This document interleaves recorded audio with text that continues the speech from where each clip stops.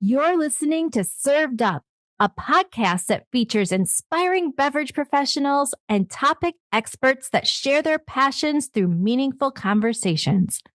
I'm your host, Bridget Albert, also known as the Market Fresh Mixologist, an industry mentor with decades of experience. Grab a cocktail and sit back. Let's learn how we can make a positive impact in our industry.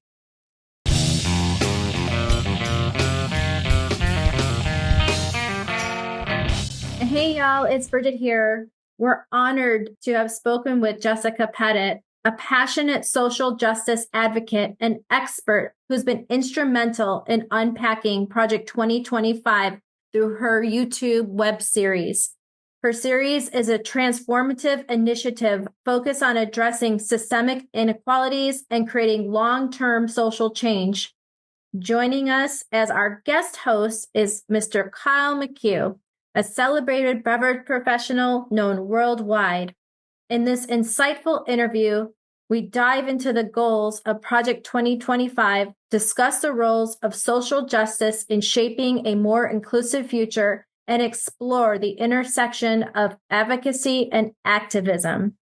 So sit back, relax, you're going to want to grab a drink and enjoy the show.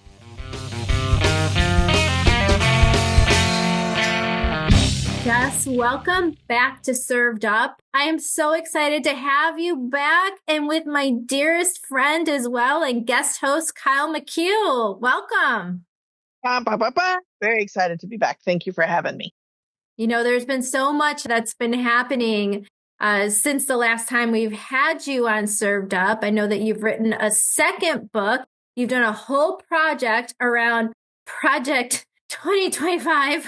And you're just out there doing the good work. So, Ryan. Yes. So I know that there's a lot we need to catch up on, but I am going to let Kyle go ahead and kick us off. Great. Yeah, let's do it. It's so good to be back and to have you here, Jess, again as guest number one. I want to talk about the new book. I've got the new book in front of me myself. It is incredible. Everybody out there in Served Up land, it's Jessica Pettit, Almost Doing Good. And tell us why. What was your inspiration behind doing this book? Fury, I think is the right word.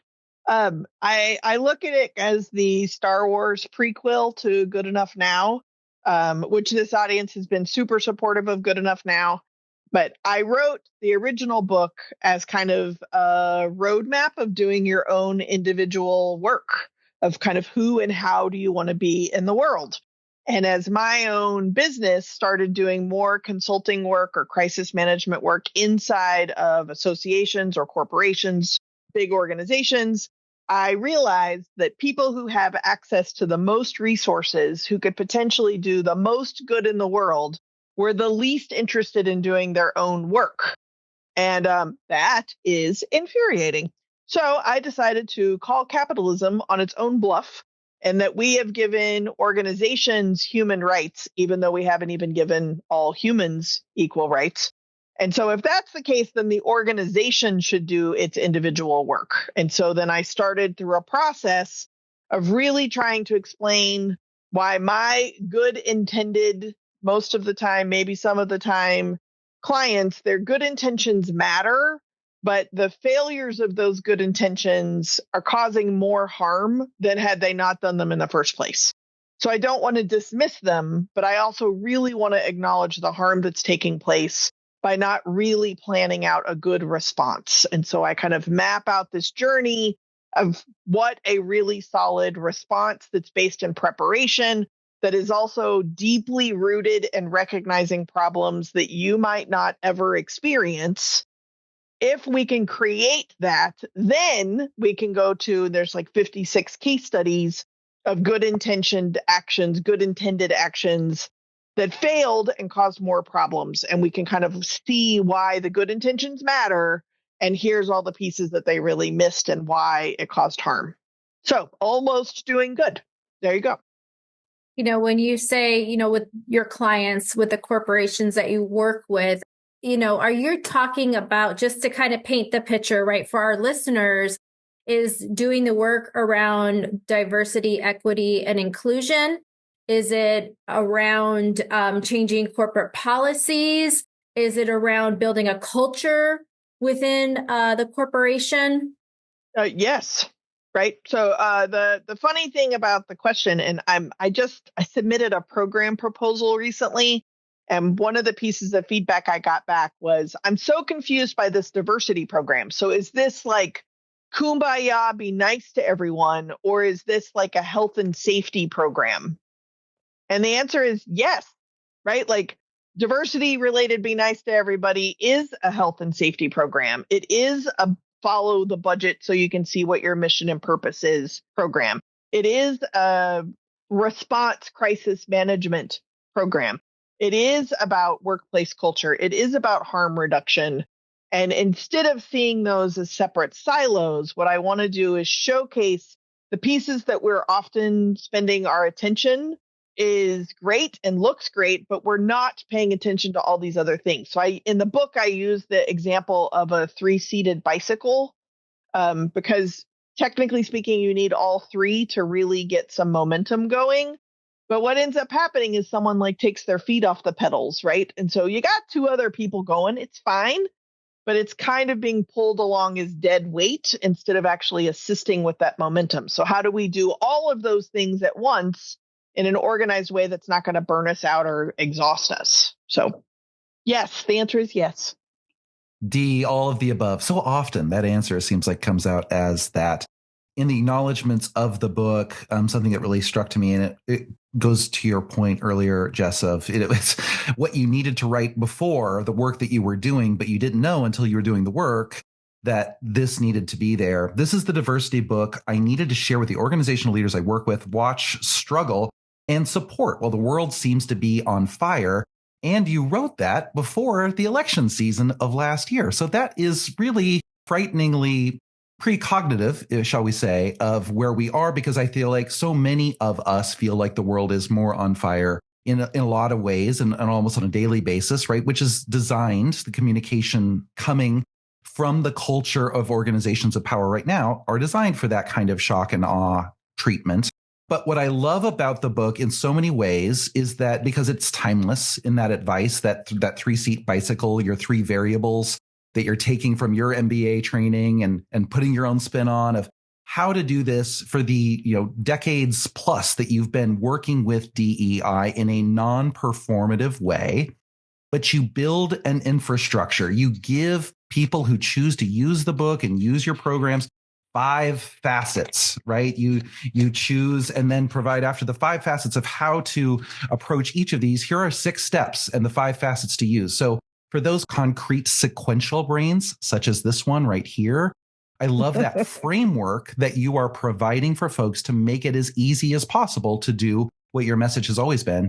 You're good enough now to go out and do something the right way. Here is the process, but it takes planning, right? As one of those variables to get ready, you've got to prepare first. So many people are ready, fire, aiming. It's the model we're seeing right now is ready, fire, aim. Oh, we didn't mean to fire the nuclear people. Please don't leave your jobs, but we don't have your emails because we shut those off. Whoops. Yeah. So if you would, and you've got all these case studies to your point within the book, so that we can learn, anybody who chooses to pick up Almost Doing Good can learn vicariously through others how things can go south, even with the best of intentions. What are some success stories that you've already heard from folks who have followed that path, or that you know from doing the research for the book, of following the steps the right way and getting to where you need to go in this ongoing, always on struggle to be thoughtful, inclusive, and responsive? So that's the question that I always get nervous about getting asked, because pre-election, I had the idea, and Sarah Palin is actually responsible for this idea, but I was going to publish the 3rd book. So if this is the prequel to Good Enough Now, I was going to publish the 3rd book called Doing Better. And it was going to be all these examples of these really successful initiatives that have implemented all 3 variables at once and are working, right? Like they're not perfect, but they're working and they're in the right direction. And the book was going to be blank, largely because if that was the case, we'd already have solved these problems. But if I can be blunt, at the intersection of white supremacy, Christianity, and capitalism is not a solution to this problem. We have to get out of white supremacy, Christianity, and capitalism to discover a new solution. And so who's doing that well is no one. So then part of one of the, probably I think the hardest thing to swallow in the book is at best, we are shooting for second best option. Because practically speaking, we're not going to dismantle white supremacy, Christianity, and capitalism. We might dismantle democracy, but we are dismantling democracy by supporting Christianity, white supremacy, and capitalism, right? Like, that's a really important thing to understand. And so where that might seem hard to swallow, what I'm encouraging us is that aiming for the second best option is a hell of a lot better than doing nothing and waiting for the chance of doing the best option. You know, so there's that old prophecy of like the best time to plant a tree is 300 years ago. The second best is today. If we only were mad at ourselves that we didn't plant trees 300 years ago, we would never plant trees today. Today is somebody else's 300 years ago, but we don't think like that. And so then how do we ask more questions? The whole premise of the book is to stop looking for answers, but to actually ask questions about the answers that we're showing up with so that maybe we can do something that dismantles those habits, those performative pieces, so that we can actually get to something that elevates our industry and serves our stakeholders better, because the people that I'm working with have the most resources of anybody on the planet. That's all. That's all I'm asking. That's it. You know, I think it's really difficult in the time that we live in now, where diversity, equity, and inclusion, you know, when we put the acronym together, that we're just seeing it so much in the news that it's used as almost like a racial slur, right? They're a DEI hire, for instance, I've seen. They're turning something that was making, I think, some headways, especially right after COVID. Now it's just seen, unfortunately, by so many companies and individuals as something bad and regressive versus progressive.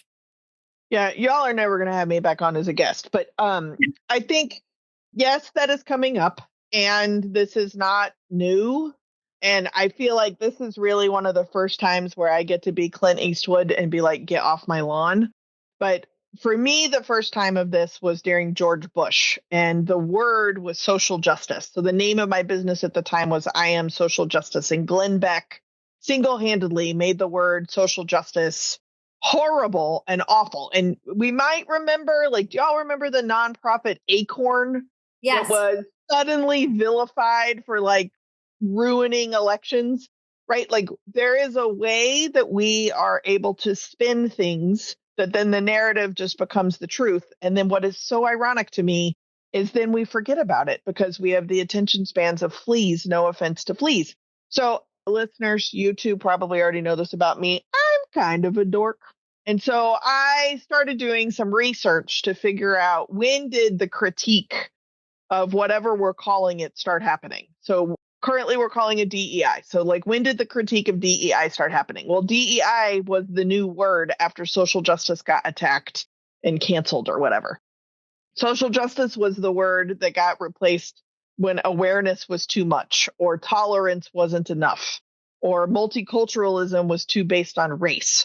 Like, we've just updated the language, critiqued the language, and then came up with new language, right? So like, if we can simultaneously go forward and backwards.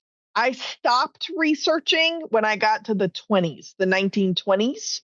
The same arguments have come up about whether or not diversity training should be mandatory, should be volunteer, should be done by an internal person or an external person. Does it matter? Is it performative?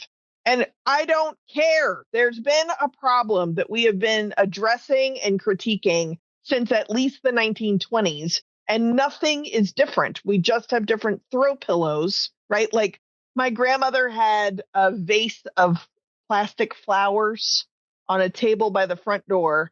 Every month they were a different color because they matched a holiday or a season or whatever. I don't like plastic flowers. It doesn't, changing the color of them does not suddenly make me like plastic flowers. It's not new that it's November, they're orange now, right? Like, oh, this one comes with a chipmunk. Like, what? That's that conversation, right? So, like, y'all are welcome to have that conversation. I can't have that conversation anymore because it makes me want to kill myself. So the moving forward piece of it is most of the media coverage is going to focus on the initiatives that get canceled. Maybe they're doing us a favor because they weren't really into it to begin with. Maybe we should focus on that kind of mindset, or better yet, maybe we need to give some media attention to the corporate organizations that have doubled down. Their shareholders, Costco is a great example, their shareholders have said, this is important and we are keeping this in. If we're going to go Milton Friedman and support shareholders' desires to include DEI-related goals, that is capitalism doing a great job. That's corporate social responsibility. Let's give some attention to that, than being upset that Accenture decided to cancel it either because of peer pressure inside of their industry or political pressure or whoever's on their board or whatever. Because if you canceled it, you weren't doing it in the first place. Ever. I mean, you said it and you had a department for it, but it was all performative and it was junk, right? There was never progress forward that was meaningful or ever really maybe intended to be meaningful, which is even scarier, sadder, all of the above. I mean, sure, but like, I don't think the fault is being performative, because not performing is also just as bad. The fault is that you thought it was working while also seeing that it's not working. Like that existential crisis that this lunchtime program is curing racism, homophobia, ableism, sexism, anti-Semitism. This brown bag lunch situation is solving the problem. That is a problem. Yeah. And you talk a lot about this in the book, culture, and what can't be changed overnight. And by any brown bag or any one initiative is a true cultural change within anything, right? A society, an organization. It takes whatever the generational turnover is, and not just one, but maybe a few, to incrementally steer that boat that direction, and then not fold it at the first threat of some budgetary or other issue coming at you from a federal government, for instance, who has threatened you that you don't. Bridget, it makes me think of something I've seen you actually post or repost recently, which is, don't just say DEI, which has become this catch-all, this kind of evil boogeyman of letters for some of America, for maybe as much as half of America. But like, tell me what you don't like. Is it diversity that you don't support, or is it equity that you don't support? Or maybe it's inclusion, or maybe it's D, all of the above of the DEI that you don't support. But let's be really clear and honest about communicating. I think almost goes to your point, Jess, of let's ask the questions that can help move us forward in understanding how do we actually take action that has a chance of success. And if it doesn't, take the next action and take the next action and not stop taking action. Well, and that's what, Bridget, if you don't mind, because y'all have a pattern going, but that's what led me to doing the Project 2025 project that Bridget talked about at the top of the show. So I just published this book. It came out in October. And as we were getting closer and closer to Election Day, and then the Republican National Convention and the Democratic National Convention, both of them had this like biblical size, like tablet book that somebody came out on stage with this like tabula rasa and was like, Project 2025. This is the answer. This is the plan. And yes, simultaneously, Trump and Vance are like distancing themselves from like, I don't know what that is. I don't know, or whatever. Because why would we believe any politician that close to election? Because they are saying things to get elected, and it worked. Anyway, so I think I'm a pretty politically savvy person. I pay attention. I know what's going on in the government. What is Project 2025? I had never heard of it. I had heard of the Heritage Foundation, which is the organizers or the authors. What is this thing? Then I started noticing, again, notice I'm asking questions. My liberal news media stuff were like, Project 2025, it's the end of the universe. This is awful and horrible, and this is what they're going to do, and it's horrible and terrible, terrible. I was like, wow, that sounds really awful. Why would someone write down awful? Like, wouldn't you keep that like a secret? Like, it'd be like a stealth thing, right? So then I flipped to my conservative media sections because it is my civil duty, I believe, to like watch news from a multiple different places because it's turned into theater and not journalism. So I'm watching my conservative things and they're like, Project 2025, this is what's happening because X, Y, and Z is awful and terrible. And this is the only thing to do. And I was like, wow, that is true. Those things are awful. And I'm like, wait a minute. What is happening? How can I agree with two different organizations that are using the same thing as tools to motivate their base to get to the polls? What is this thing? So I went to the internet. I couldn't find it at my bookstore. It wasn't at a bookstore. It wasn't at my library. It wasn't on Audible. And I was like, well, this thing's not very accessible. Like, who published this thing? What's going on? Don't get me curious. Nope, don't do it. Don't do it. Back up. So I find the thing. It is a PDF. It is over 900 pages long. There's 32 chapters. After reading the entire thing cover to cover and doing all of the research, because there's almost no citations in the entire thing. So like things that I would imply are factual, I wanted to know where these facts came from. Often they came from another article written by the same chapter author. That's not how this works, but okay. So I did probably the most intense research project I have ever done. And Kyle, at least you know me well enough to know that that's a statement. If it was enough to turn my brain into stroganoff, sure did. So I did that in December. And basically, Cliff Notes, I was talking to Bridget about this before we hit record. The first mandate for leadership was written in 1972 in response to Carter putting solar panels on the White House and demanding electric vehicles by the 80s. It set up Ronald Reagan to be like the hero of the Conservative Party. And Ronald Reagan implemented about 50% of that year's mandate for leadership. Every conservative president since then has had a mandate for leadership that was written by the Heritage Foundation that set the agenda for the Republican National Convention. I am an informed person and did not know that at all. Anytime there has been a Democratic president, the Heritage Foundation is busy writing. So on day one of Trump 2.0, where all those executive orders came from, they have been written for 52 years, largely by the authors of each individual chapter. So us pinko commie liberals are like, but how? Who is typing? What is going on? How? What? That is our fault. Because the extreme right, and primarily, I would say, evangelical, Protestant, Baptist, white, wealthy community have been organized for 52 years. And we wouldn't be able to organize lunch for each other without arguing about whether or not it's progressive enough or liberal enough or made with recycled napkins or whatever. That is our problem. And we need to remember that this is actually a proportional pendulum swing to how, quote, progressive Obama landed on some people. And this is how conservative this is landing on those of us that actually found Obama to be fairly moderate. So the space that we're talking about here is quite huge. And personally, what I think is the most motivating thing for the world's longest answer on a podcast is that the space between actual progressives and actual real conservatives is so broad that the only thing binding the two together is democracy. And that the ability to voice and organize what we deeply believe in, even if we have to do it for 52 years, is a belief that there's a 52-year future of democracy.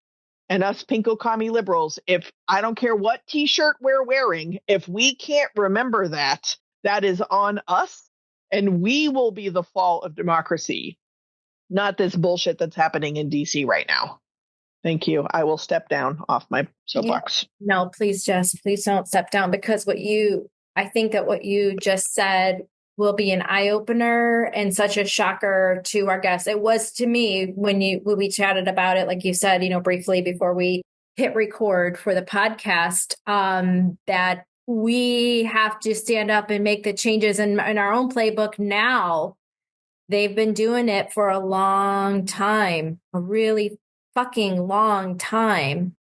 I'm a mom. We talked briefly about my daughter Paige and her cool friends in college, just very wonderful generation. I really feel very strongly about that when I'm around at least her, her and her friends in her community. They seem to get it more than most of us. And when Kyle said it might take for generations to die off before we get some true change, there's a lot of truth in that. For me, I'm always ready to stand in and to stand up whenever I can. I know that it's going to take people that look like me, people that are white and have a sense of have privilege, really to make the changes that are necessary to make our country just a better place. It's a scary time. It can be seen as a scary time because there are people who are not going to survive this time, right? Exactly. Like as really privileged people, it's very easy to say, well, we survived Trump the first time. Well, millions of people didn't, right? Yeah. We did. So here we are again. I do think that it is important, and this is my attempt to be charitable. So Pinko Commie liberals, have a wheat thin. I'm getting ready to say something that's going to upset you. There are some things that are in Project 2025 I love that are in there, and I completely agree with. And that is not an expected, I wasn't expecting that. I wasn't expected to find a source of hope by doing this crazy research project. There are also things that are in there that are so utterly terrifying and they haven't come up yet that, like, I just want to tell people, like, we haven't even, this is the easy, low-hanging fruit stuff. Just wait until we increase nuclear missile production by 100%, while also simultaneously privatizing to the lowest local municipality bidder of how to dispose of nuclear waste that will be a byproduct of increasing nuclear supplies by 100%, to Jeff, who decides he knows how to dispose of nuclear waste with no state or federal regulations of how to do that, because we currently don't actually know how to do that. So the regulations in place are the best we got, and we're going to throw those out the window and increase the amount of waste by 100% to the lowest bidder in our local communities. That's fucking terrifying. Terrifying. And that's like one thing, right? But I pulled this up because I want to make sure I get it right. But if that is terrifying and we're going to keep to a theme of pendulums, the Heritage Foundation uses these words. Please remember, the Constitution says all men are created equal, and we know they did not mean all like human beings, right? So we've adjusted our constitutional interpretation. The Heritage Foundation says the basic human rights to thrive are defined as equal and safe access to potable water, sanitation, food, education, healthcare, houses of worship, justice, pregnancy and family resource centers, working capital, electricity, technology, and business opportunities. The silent part is like for white men, but still, like, it's nice to have that articulated. In the DHHS chapter, which is the main chapter I would recommend to anybody if you're going to watch one of these things on the playlist, all 32 of them are in a public playlist, is that miscarriage treatment and ectopic pregnancy medical care should never be conflated with abortion therapy. Texas, you missed a paragraph, right? Like, that's, I am in full support of the Heritage Foundation for publishing that. So the piece that I think is so relevant is that if we are going to be in cancel culture because we disagree with something, now there's a thing called the paradox of tolerance, that if you're tolerating hate, then you're not actually creating a tolerant place.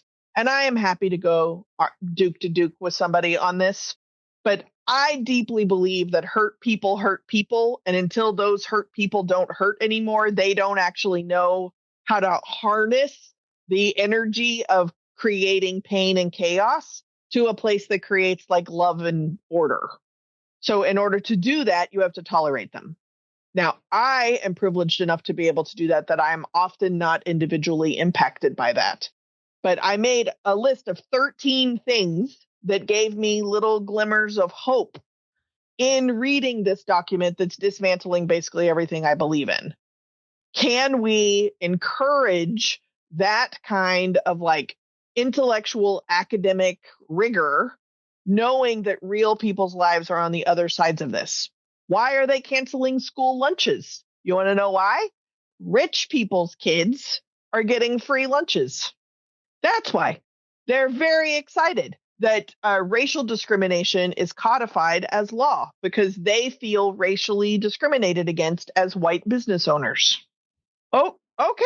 Like now that I understand their argument, I'm so less table flippy. I'm in awe. I would like to maybe explain how math works a couple times, but I did my due diligence and demystified it and tried to make it as accessible to other people as possible. And to Kyle, to your point out what are the things as regular, resident, normal people, what should we be doing at our dinner table or in our local communities that we don't know that we should be doing, right? Like that is the whole point of doing the project. Wow. Y'all are never going to have me back on the show. I'm sorry. You're coming back next week. You're exactly wrong. The math is not mathing. The whole show is now just us doing this.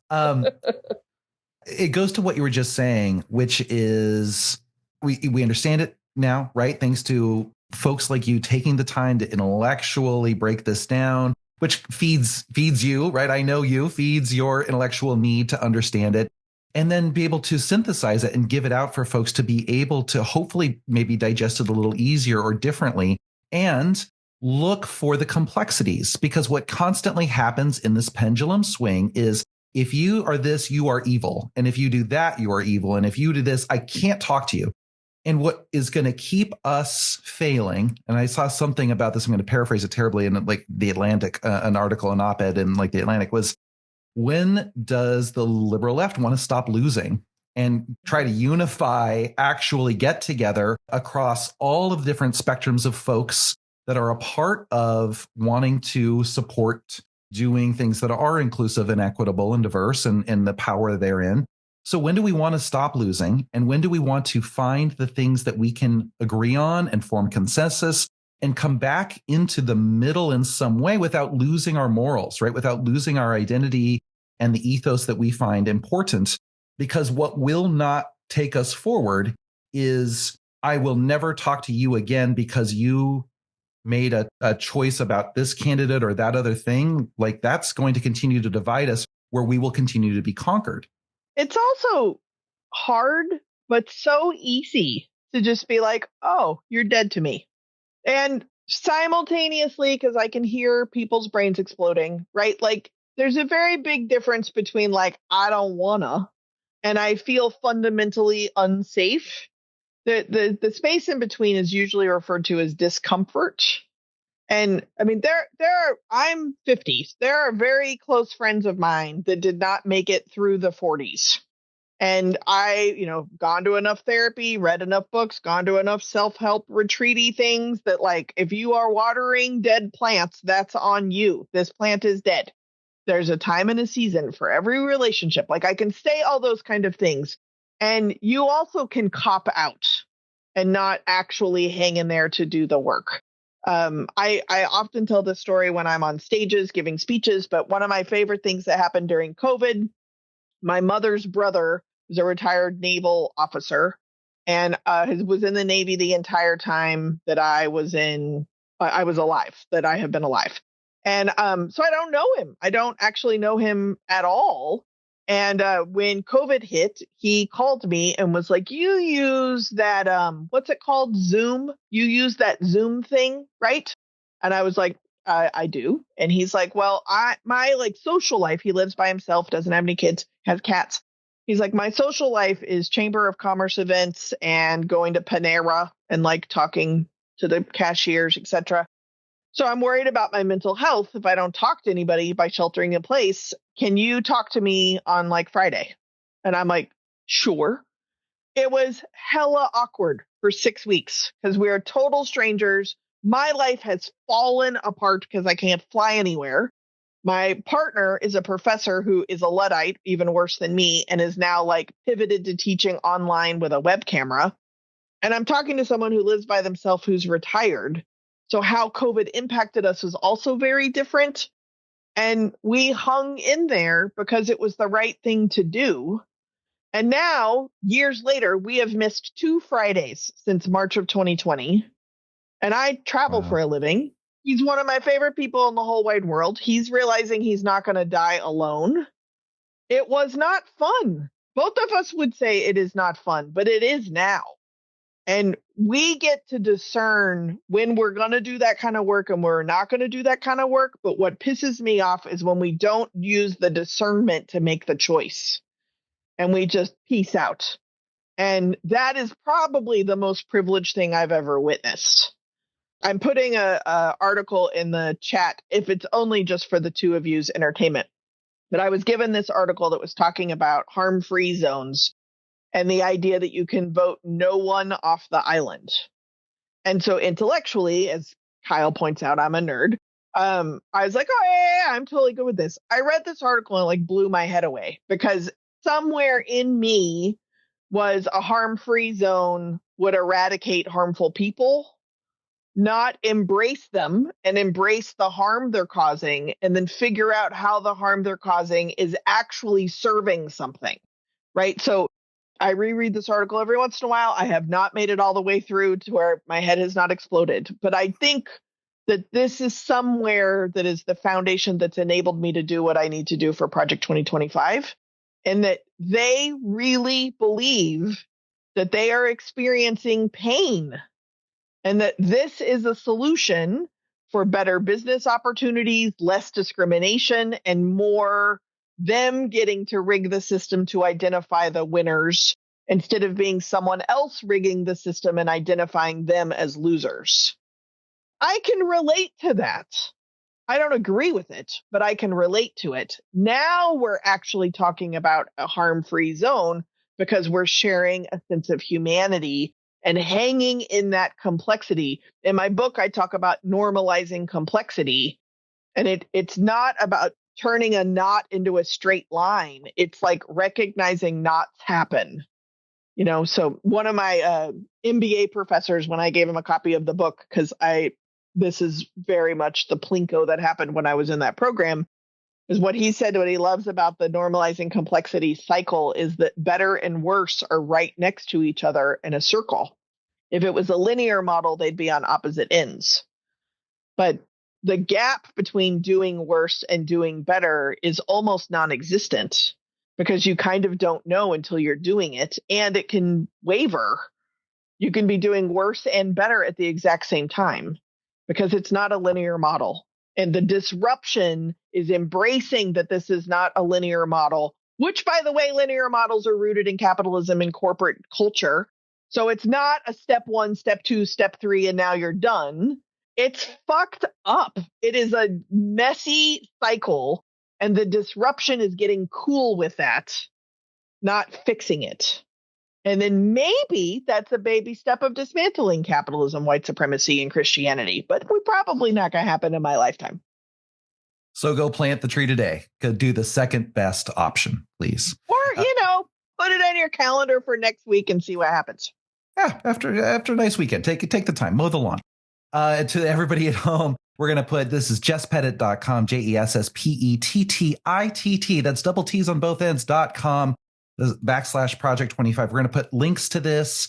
We're going to put links to the Harm-Free Zone PDF in the show notes. So wherever you're listening to this podcast, it'll be in the show notes so that everybody can know what we're looking at and talking about right now. Amazing stuff. When we're talking about, on such a grand level of changing the world, literally changing society, it's such an important topic. And I know I'm going to go through and really do my research on Project 2025, all of the great things that you've already done. And I always learn from you, Jess. Well, thank you. I would warn you, I do not recommend reading this document, especially if you don't read this document because the authors don't communicate with each other. So imagine like someone's desk is covered in gossipy grievances and they have a deadline to write a 20 to 30 page little piece about what pisses them off about some department. And then they staple them together. Most of the chapters ran spell check, not all of them. But what is also interesting is that, like, Bridget, if you wrote a chapter, you might say, let's dismantle this entire department and then put these pieces over here, over here, over here. And then Kyle, your chapter says, we're going to dismantle this department and put these pieces over here, except that department has been dismantled in a previous chapter. Like, there's no rhyme or reason of it, but intellectually it allows space for every single department, bureau, and agency to be blown up. So what I'm actually fascinated is that if you blow all these pieces up, where are these pieces going to land? Spoiler alert, it seems to be the Coast Guard. The Coast Guard is the catch-all. That the Coast Guard's going to do all the things that we still need done after we dismantle all the things we don't still need done. And even like on day one, with the emphasis of the external revenue service, sounds to me like we're trying to run the country like a business, capitalism. So why not put a fucking doofus who's been bankrupt 464,000 times because he's holding a Bible and he has orange/white skin? We get to pick who's white when we're white. He's perfect. This is great. Let's do it. And he missed the Bible. He didn't even he missed the Bible when he took. It was present. It was adjacent. It was in the room. It was in the hands of a former nude model. I mean, that's pretty much what Jesus stood for. It was right there. Jess, there's so much to unpack. Like how I rolled right through that. There's so much left to unpack. Here's what we'd love to do. We want to have you back with us. We want to have you and Bridget talking to some other folks who are doing some great work, some friends of yours, some friends of ours that we really love, that we really respect with the work that they're doing. Again, that they are planting trees today. And doing what they can with what they've got and learning along the way in this messy, fucked up process that actually provides discomfort and progress. Sometimes it's windy, but it's progress nonetheless. So if you're amenable, we're going to keep you. I told you, we're bringing you back. We're going to keep you in the Served Up family even closer. We're going to have some great conversations together with you and our friends and just keep this conversation going. I can't wait. And truly, I think that the biggest lesson of this presidency, Project 2025, this podcast experience is that we have two choices. We can join forces and build community, or we can isolate and die. And both probably serve a positive purpose for different people, but pulling people together, engaging in a conversation. I think part of the strength of the Heritage Foundation is that they've pulled 30 plus experts together for 50 years and they finally feel victorious, right? So I'm going to learn from them and I'm going to pull my friends together and we're going to talk about each chapter and I'm going to support this podcast and pull people together so that we can highlight all of the work that we are doing, because when we know other people are doing this work, we can step back and trust and take care of ourselves because we know someone else is at the wheel.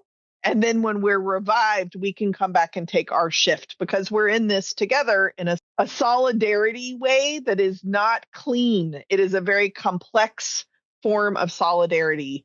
And we're going to have to be able to accept the bruises of what that really means if we're going to get out of this alive, literally.